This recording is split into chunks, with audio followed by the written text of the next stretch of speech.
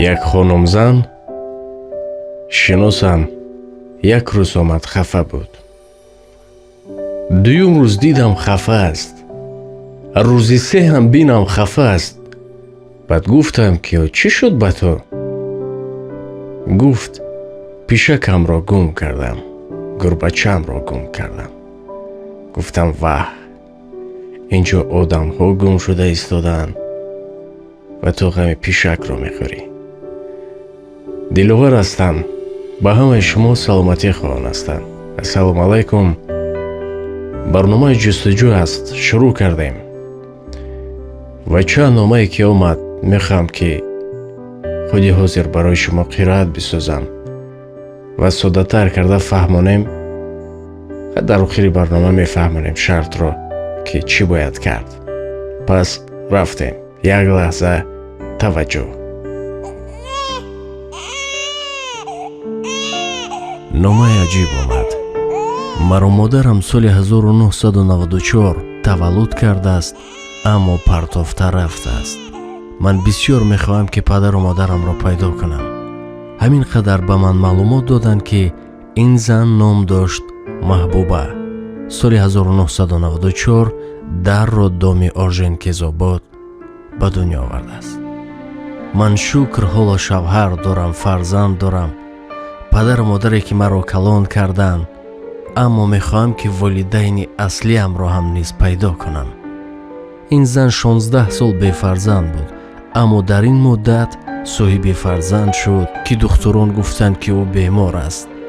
аз ин сабаб маро дар он ҷо партофта рафта. нафаре ки ягон маълумот дорад, хоҳишмандем хабар бидиҳад. ин кас Азимов Абдуҳафиз Абдураҳмонович, писарамаки ман аст. ӯ соли 2005 ба Россия рафта, то ҳол аз ӯ хабаре нест. соли таваллудаш 1969, шаҳри Ҳисор, деҳаи Турушбоғ.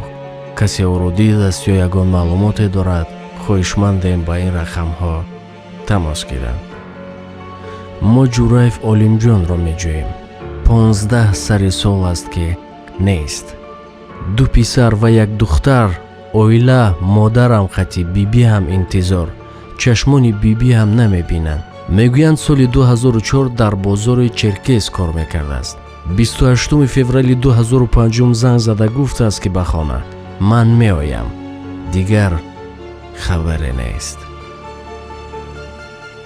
ин шахс Алиев Бозор аз шаҳри Кӯлоб. соли таваллудаш 6 августи соли 1966. номаи навбатӣ аз ноҳияи 5. мо Шарипов Аслиддинро меҷӯем.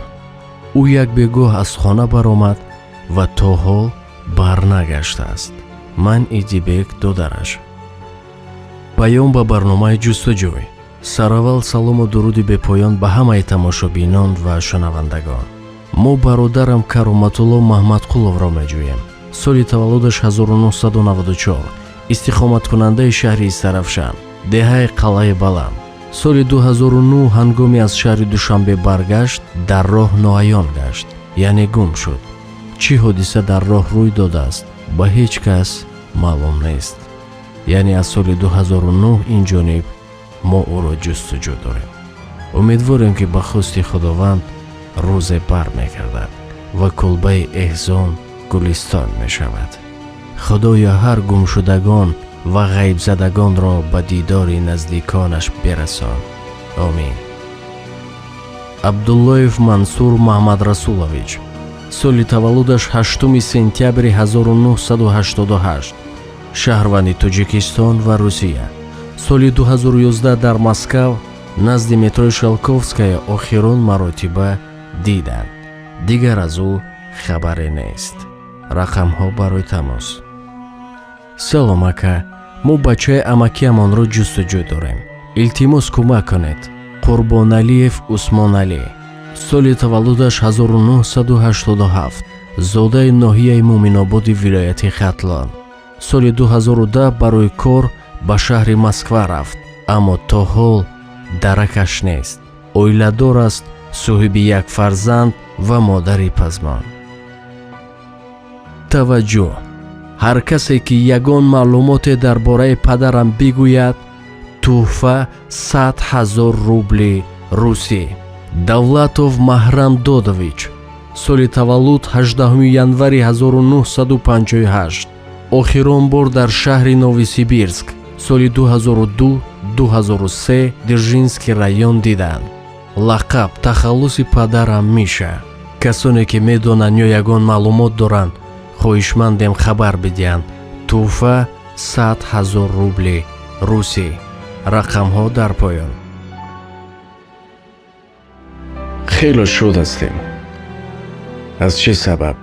аз он сабабе ки дар барномаҳои пештар, пешинае ки якум қисму дуюм қисм, бисёр нафарон пайдо шуданд, навиштанд.